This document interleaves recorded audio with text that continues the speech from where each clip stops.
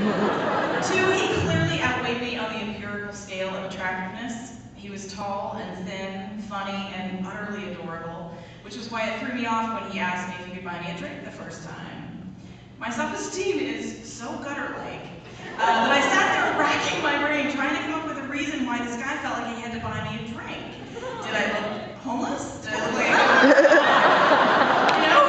I was like, oh, he's doing like the alcoholic equivalent of a Boy Scout walking an old lady across the street. He's trying to get his liquor patch.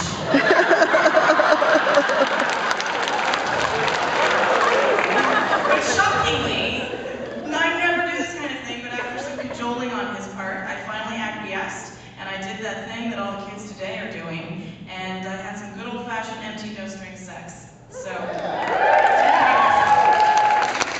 and it was fine, and it was fun, and it did me the great favor of quieting that voice in my head that some of us have that says, no one is ever gonna fuck you again as long as you live.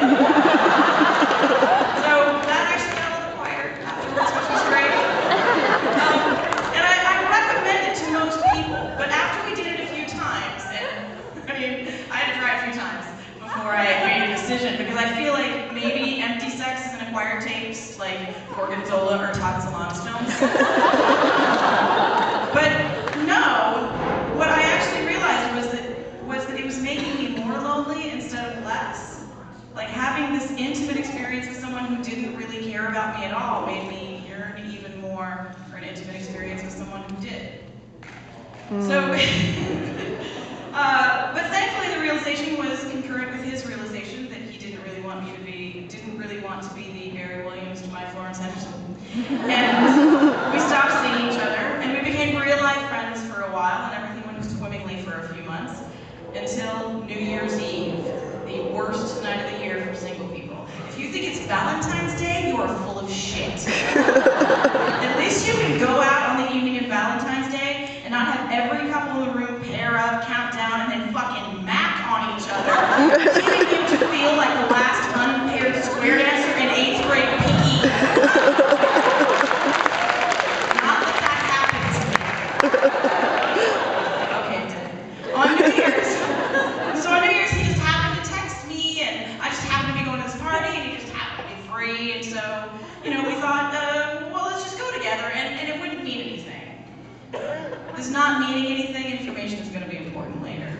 It was a lovely small get-together at a work friend's house, and with a lot of couples and us. One couple was a friend from my writers group, and his partner, this friend, we'll call him Mike, was working on a blog in which he did one new thing every day. So that might tell you who he actually was.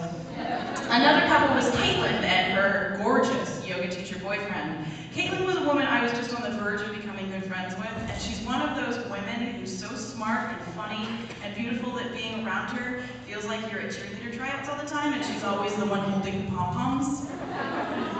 And I wanted to make a good impression on her. More information that will be important later. It was an absolutely lovely evening. We drank champagne, we ate great food, and we played fake porno charades. In case you're not familiar, it's a game that some friends and I developed in which every clue is the title of a fake porno film. Some of the best over the years have been Whisker Biscuit Hill, Willy Wonka Wants It in the Chocolate Factory,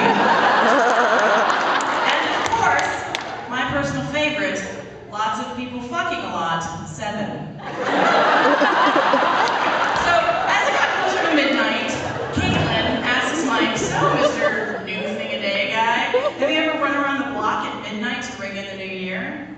Oddly, he hadn't, shockingly. And so they did, all of them. Except me, of course, because, oh my god, fuck no. Absolutely not.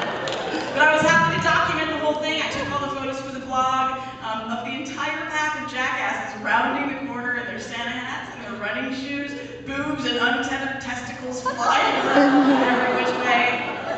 And then when they got back, most of them got into the hot tub. While I stood around and chatted with a party guest who was a latecomer, and he clearly needed to be caught up on what was going on. I snapped some more pictures of the naked jackasses as they frolicked and laughed completely innocently in the hot tub. It was all very shockingly unsexual, even though there was a lot of really beautiful people in the hot tub. The night winded down, everyone bashfully got dressed in the harsh light of the entryway, and we all went home to have New Year's Eve sex, including my date and I. And we were at his place doing that familiar half-clothed, oh my god, we're totally gonna fuck, this is awesome, wrestling around, when he got a little weird. He pulled his tongue out of my mouth and pulled his face away from mine so I could see him. I'd be so proud if you were with me, he said. And not just at parties or on a date, I would be so happy if you were mine.